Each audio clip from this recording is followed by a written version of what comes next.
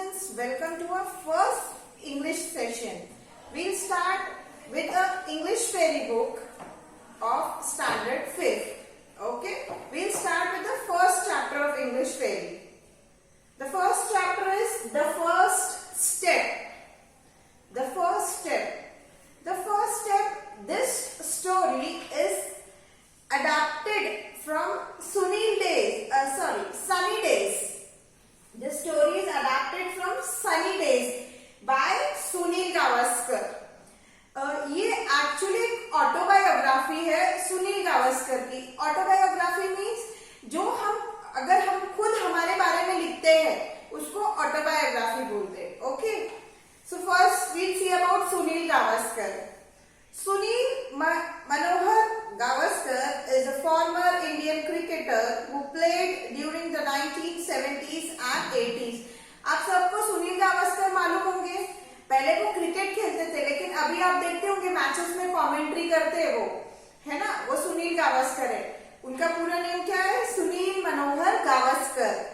और वो क्रिकेट कब खेलते थे? 70s 80s में वो क्रिकेट खेलते थे. He was one of the greatest opening batsmen of all time and held the record of 34 test centuries for almost 2 decades until it was broken by Sachin Tendulkar in 2005. वो क्या थे? Greatest opening batsman थे और उन्होंने एक world record बनाया था 34 test centuries का.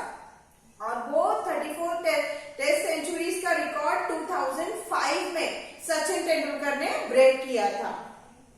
Since his retirement from cricket, Gavaskar works as a television commentator and analyst. मैंने आपको पहले ही बोला था कि उन्होंने क्रिकेट से जब रिटायरमेंट ले ली तो अब वो एज अ कमेंटेटर टेलीविजन पे काम करते हैं. Okay, so will start this story. Sunil Gavaskar was an extremely talented batsman of Indian cricket team. Let's read an extract from his autobiography Sunny Days. Mean Sunil Gavaskar ने अपनी autobiography लिखी है, अपनी पूरी लाइफ के बारे में. वो ऑटोबायोग्राफी का नेम क्या था? सनी डेज. तो उसमें से एक्सट्रैक्ट मीन्स उसमें से एक छोटी सी स्टोरी उठाई है. मतलब ये स्टोरी सुनील गावस्कर के बारे में ही है और उन्होंने खुद ही लिखी है. We'll start. I may never have become a cricketer, and this book would certainly not have been written if an eagle-eyed relation, Mr. Narayan Masrekar, had not come into my life the day I was born, 10th of July 1949. तो क्या बोलते हैं Sunil Gavaskar sir कि ये जो दिन था मेरी लाइफ में कभी आता ही नहीं था, मैं कभी क्रिकेटर बनता ही नहीं था और मैं कभी बुक लिख ही नहीं पाता था अगर an eagle eyed relation means जिनकी जो ईगल आइड मीन्स जो जिनकी अपन बोलते हैं ना एकदम पारखी नजर है, हर चीज बहुत प्रॉपरली देख लेते, परख लेते हैं, तो वो अगर उनकी लाइफ में नहीं आते. और वो कौन थे? वो उनके अंकल थे. उनका नाम था मिस्टर नारायण. सुनील गावस्कर के अंकल थे वो. और वो कब आए थे? फर्स्ट डे, पहला दिन था ना जब फर्स्ट डे पर वो सुनील गावस्कर सर को देखने आए थे. और वो कौन सा दिन था? 10th of July 1949. 1949 में सुनील गावस्कर का बर्थ हुआ था, 10th of July, है ना. It seems that नन काका, as I call him, और उसके अंकल को क्या बुलाते थे? नन काका. Who had come to see me in the hospital on my first day in this world, notice a little hole near the top of my left earbone. अब जब उसके नन काका जो अंकल थे, उनके अंकल जब उनको विजिट करने आए, बेबी को देखने आए. अब देखो अपने में भी होता है कि अगर अपने घर में कोई न्यू बॉर्न बेबी हुआ है तो उसको पूरे रिश्तेदार जो है अपने रिलेटिव सब देखने आते हैं. तो वैसे ही जब सुनील गावस्कर सर हुए थे तो उनके अंकल उनको देखने आए थे सबसे. और उन्होंने क्या नोटिस किया था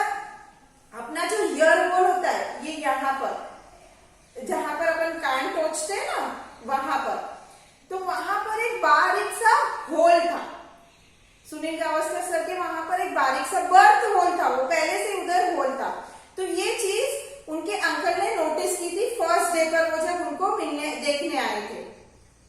The next day he came again and picked up the baby lying next to my mother. To his utter horror, he discovered that the baby did not have the hole on the left earlobe. Means अब second and first day उनके uncle उनको देख के गए, अच्छे से baby को देखा, उन्होंने एक चीज नोटिस की कि बेबी का जो ईयर लोब है, लेफ्ट ईयर लोब, उल्टे हाथ का जो ईयर लोब है वहां है होल। अब जब सेकेंड डे पे उनके अंकल आए और सुनील गावस्कर सर के मम्मी के बाजू में एक बेबी था, वो बेबी को गोद में उठाया तो उन्होंने क्या नोटिस किया कि उनके जो ईयर पे है वो होल तो है नहीं, मतलब वो बेबी के ईयर पे होल नहीं है। A frantic search in the hospital followed. Frantic means एकदम मतलब जैसे हॉस्पिटल की भी जो टीम थी वो डर जाती है ना, फियर, फ्रैंटिक मीन्स फियर, और सब जगह ढूंढने लगे बेबी को। मतलब क्या हुआ था कि बेबी चेंज हो गया था। And I was eventually located sleeping blissfully. देखो blissfully, you have given the meaning there. See in the textbook, blissfully means happily. Blissfully means happily. Blissfully beside a fisherwoman. और जो सुनील गावस्कर सर थे वो कहाँ सोए थे? एक फिशरवुमन के बाजू में। मतलब दो बेबीज एक साथ हुए होंगे तो ये बेबी चेंज हो गए थे दूसरे दिन पे। अब ब्लीसफुली क्यों बोला है? हैप्पीली। जो छोटे बच्चे होते हैं जो नए नए दुनिया में आते हैं एक दो दिन के, उनको तो कुछ चीजें कुछ मालूम नहीं रहता है, तो वो एकदम हैप्पीली उनके जहां उनको सुलाया था वो सोए थे, लेकिन वो उनकी मम्मी के पास नहीं थे, एक फिशर वुमन के पास, मछियारा जो होते हैं ना, मच्छी पकड़ते, फिशरमैन फिशर वुमन, तो उनके बाजू में वो सोए थे फिशर वुमन के। I was totally oblivious. Oblivious means unaware of what is happening. अब वो तो छोटे बेबी थे, उनको थोड़ी मालूम था ना क्या हो रहा है क्या नहीं हो रहा है, वो सब चीजों से unaware थे। Of the great commotion I had caused, the mix-up it appears followed after the babies had been given their bath. मतलब वो मिक्सअप कैसे हुआ था, बेबी चेंज कैसे हुए थे? मॉर्निंग में जो नर्सेस होती है वो बेबीज को बाथ देने नहलाने लेके जाती है, तो वो नहलाने जब बेबीज को साथ में लेके गए थे तो उसमें वो कंफ्यूजन हो गया था कि सुनील गावस्कर सर चेंज हो गए थे दूसरे बेबी के साथ, है ना, और वो एक फिशर वुमन के पास चले गए थे और फिशर वुमन का जो बच्चा था या बेबी था वो सुनील गावस्कर सर के मम्मी के पास आ गया था। Providence. Providence means protective care of God. See the meaning there. Providence means protective care of God. Had helped me to retain my true identity and in the process character the course of my life. मतलब अपन बोलते हैं ना भगवान की दया से, God की दया से, और उनकी अंकल ने वो चीज नोटिस की थी फर्स्ट डे पर, उस सब चीजों को लेके वो वापस उनकी मम्मी के पास आ गए। I have often wondered what would have happened if nature had not marked me out and given me my guard by giving me that small hole on my earlobe, and if Nankaka had not noticed this abnormality. Perhaps I would have grown up to be an obscure means unknown fisherman toiling somewhere among the west coast. मतलब वो क्या बोलते हैं कि मैं कभी कभी ऐसे बैठ के सोचता हूँ कि अगर क्या होता कि अगर कोई मुझे पहचान ही नहीं पाता, और क्या होता अगर गॉड मुझे वो छोटा सा होल, मतलब उनके जो अंकल थे उनके अंकल ने बेबी को कैसे पहचाना? सुनील गावस्कर सर के ईयरलोब पे एक होल था, तो वो सुनील गावस्कर सर सोचते कि क्या होता अगर मुझे गॉड वो ईयरलोब ही नहीं देते, मतलब होल ही नहीं देते ईयर के ऊपर, तो क्या होता अगर मुझे कोई पहचानता नहीं, तो मैं क्या होता, मैं फिशरमैन के घर में बड़ा हुआ होता है, करेक्ट ना, वो उनके घर में बड़े होते और मैं कभी क्रिकेटर नहीं बन पाता।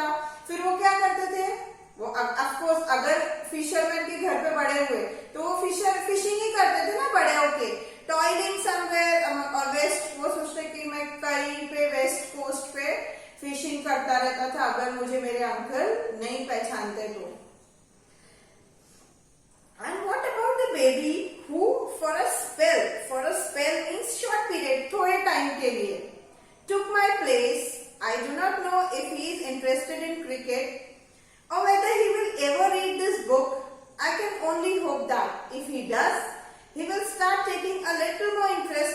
सुनील गावस्कर।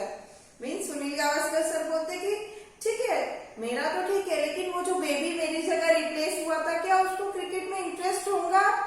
क्या वो बड़ा होकर कभी क्रिकेट खेलना चाहता होगा? पता नहीं। लेकिन सुनील गावस्कर सर बोलते कि अगर वो मेरी ये बुक रीड कर रहे होंगे तो वो कभी ना कभी क्रिकेट में या मुझ में थोड़ा सा इंटरेस्ट लेंगे। My most vivid means a clear image. मतलब अपन कोई जूनी मेमोरीज याद करते हैं और कोई मेमोरीज ऐसी होती है ना कि हमको एकदम क्लियरली याद होती है, तो वैसे vivid means a clear image. My most vivid recollection of my childhood cricket playing days is the time I almost broke my mother's nose। और उनकी एक जो मेमोरी है, बहुत शार्प मेमोरी, क्लियर इमेज है। क्या थी कि उन्होंने एक बार क्रिकेट खेलते खेलते उनकी जो मम्मी की जो नोज थी वो डैमेज कर दी थी, उसपे बॉल मार दिया था। She used to bowl to me in a small gallery of our house, where we played a daily match with a tennis ball. Since the area was small, she would kneel to bow, or rather lob to ball to me. I hit one straight back and caught her bang on the nose, which started bleeding. अभी उनके जो house की gallery थी, छोटी सी gallery थी, वहां वो हर रोज उनकी मम्मी के साथ क्रिकेट खेलते थे। अब वो जो एरिया था, अभी गैलरी का एरिया कितना बड़ा होगा, गैलरी छोटी थी तो वो गैलरी में क्रिकेट खेलते थे, तो उनकी मम्मी थोड़ा सा ऐसे नील करके उनको बॉल डालती थी क्योंकि छोटा एरिया था। अब जब उनकी मम्मी ने बॉल किया, सुनील गावस्कर सर ने जोर से एक स्ट्रेट शॉट मारा और वो शॉट सीधा, वो जो बॉल था वो डायरेक्ट उनकी मम्मी के नोज पे जाके बैंग हुआ। वो जो नोज की वो ब्लीड मीन्स खून निकलने लगा नोज पे से।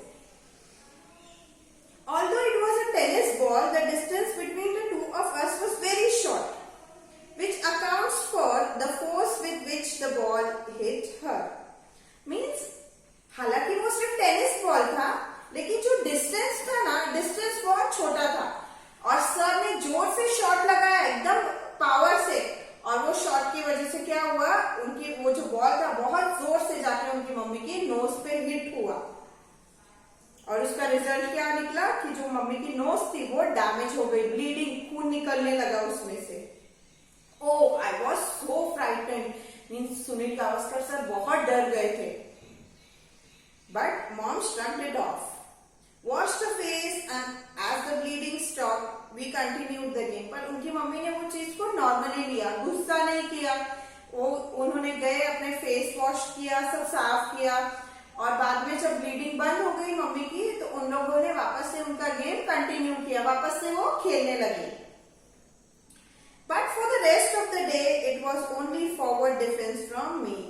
आई restrained myself and played no attacking shot. Means restrain means control. उसके बाद से उन्होंने क्या किया, अपने आप को कंट्रोल किया और अटैकिंग शॉट, एकदम अटैकिंग शॉट वो नहीं मारते थे, वो आराम से खेलने लगे। Okay students, so we end our part 1 here. We continue the lesson in part 2. Okay, thank you.